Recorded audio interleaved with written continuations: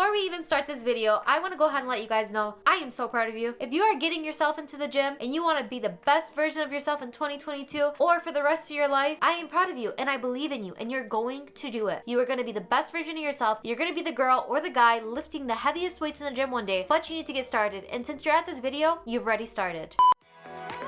I can't just call you when the moon is rising. I'm craving every moment with you. Hey guys, welcome back to the channel, and in today's video, as you can tell by the title, I'm going to be giving you guys 5 tips I wish I knew before I started working out or ever even looking at a gym or a dumbbell. Because trust me guys, I've been there, I've done that, I have 10 years of gym experience on me, I've been a beginner, and I've also been where I am today, and I know exactly what you're going through. And if you're going through it, you're not alone, and these tips are going to drastically change your performance, your confidence, how you feel even walking into the gym. So stay tuned to the end because I have 5 tips that you're not going to want to miss. I'm going to be sharing with you guys some generic tips that you probably see all over and some tips that I personally wish I would have seen or found sooner that I still haven't seen to date. So if somebody does have a video out there like that, please comment below and give them the credit they deserve. But for now, these are the tips that honestly was just at the gym. I was literally squatting, and once you kind of start doing YouTube, you kind of like have to be creative all day. It's like a 24/7 job where you literally have to think about ideas and ideas and ideas and creating. But I was literally squatting. This idea popped in my head because I was literally trying to take the clamps off the squat rack. And if you're a beginner, you probably know what this is, you probably don't, but it's like these clips that you put on the side of the barbells or the Smith machine to hold the actual plates in place. And I was putting them on and the clamp was like so hard to get on. And I was, man, I wish somebody would have told me to like buy my own clamps that are the easier ones to put on, because it would literally make my gym experience so much more enjoyable. It's just annoying and my hands hurt right after I'm done with it. It takes like literally, no joke, like 2 minutes to put that thing on. You know which ones I'm talking, if you do know what I'm talking about. You know the silver ones that are just like old school and you have to like clamp them on and you have to really press it? Those kill me. It's a little mini tip that's not part of the 5 tips. Go buy your own clamps. Please do yourself a favor, guys, please. I wish somebody would have told me that. Get into the real tips. We're gonna be starting off with tip number 1, which is stop lifting with your ego. Trust me when I tell you, I know how hard it is when you're looking left, you're looking right, when you see the people next to you and they're literally goddesses and you're just standing there with no weights on your barbell, and these people are lifting 245 plates on each side and you're just like,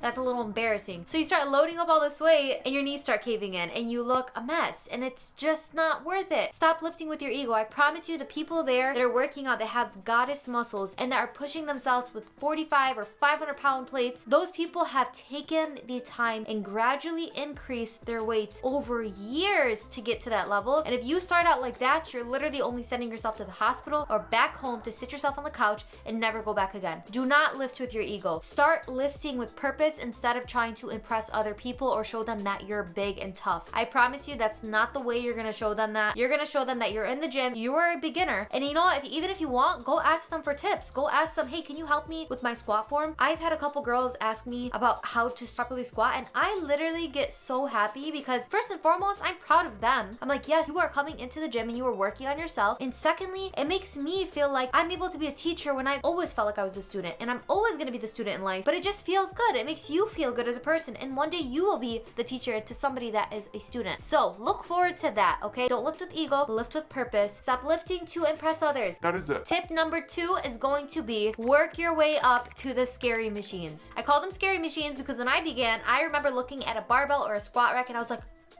ooh, that's not it. We're not going there. We're gonna stay there and I'm gonna be on the treadmill. And I remember those days. So stay away from the scary machines at first. You need to work your way up. I promise you, if you start small and you start with the not scary machines, you're going to build your way up to working with the machines that you used to fear. So let's go ahead and try working with body weight first. Move your way up to dumbbells, then easy bars, then work your way to Smith machine, then the actual scary barbells, squat racks, heavy compound lifts. I promise you, you doing any form of exercise is going to be beneficial for you. And if you're starting off with the scary machines, you're more susceptible to going home and not coming back to the gym because you are not going to feel the movements with what you're doing. It's going to cause you back pain. It's going to cause you pain in all areas of your body because you're not even lifting with, like I said from the beginning, with purpose. And that's going to lead us into our tip 3. Tip 3 falls specifically for the beginners. Start training on form versus progressive overload. Now, Progressive overload is something you've probably heard multiple times. If you're watching videos online, people say progressive overload is everything. It is. But if you are a beginner, progressive overload is not the thing you need to be focusing on, because if you're progressive overloading on a squat with horrible form, all you're going to be doing is progressing with knee caving. You want to go ahead and make sure you've mastered that form, whether it be through air squats, dumbbell squats, Smith machine squats. You want to make sure you've mastered it before you work your way up. And progressive overload with equipment, with reps, weight, with anything that's going to cause you to get injured in the long run. Trust me, if you are a beginner in the gym, you don't want to get an injury because you're going to be out for longer. And if you are a beginner, you don't even want to be at the gym in the first place. It's really hard to go to the gym when you're a beginner. I remember I hated my life for the first 2 months until I actually understood what I was doing. So I'm giving you the tips you need to not hate the gym. Go in with purpose, go in with proper form, go in knowing your form and what you have to do. Educate yourself on proper form. For example, when you're doing a squat, you want your knees and your toes slightly flared out because you don't want your knees to be caving in throughout the movement. That is not even going to be engaging your quadriceps or your glutes or your hamstrings because all the emphasis is going on that knee caving. So you're not going to be progressing anyways if you're trying to do progressive overload training. Starting small is always key to anything in life. Once you have mastered your form, you will be in the progressive overload phase. I promise you. It just takes time to get there. And it doesn't take a whole lot of time. Just take a couple months to practice on your form. You will see drastic results. This one's going to be a little surface leveled, okay?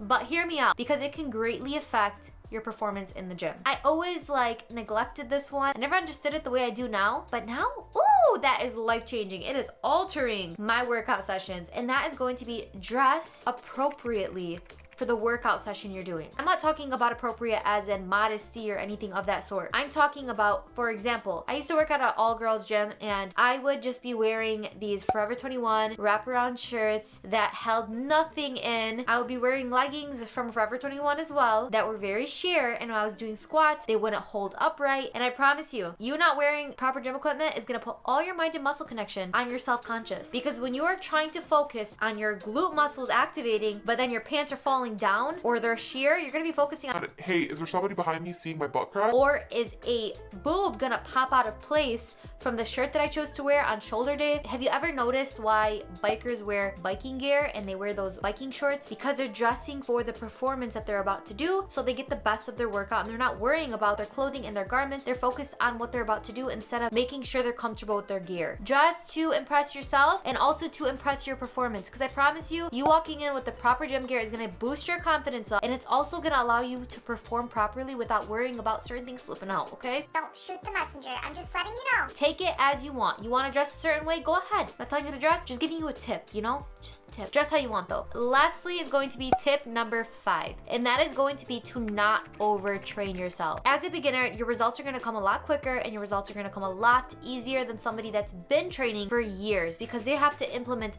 multiple strategies such as eating at maintenance, eating at a surplus, eating at a deficit, changing their diet up, changing their workout routine, implementing higher volume, implementing strength training. They're going to need to change up a lot of things and a lot of variables in their training sessions to actually see results. Unlike a beginner, it's called newbie gains. They're going to see results at the very start. Putting any stimulus on your body is going to help your body change. And since you have not picked up a dumbbell, worked your body out properly, and you're finally starting to get into the gym and work out properly, you're going to see results regardless. So you going in 7 days a week, I've made that mistake. I've been there.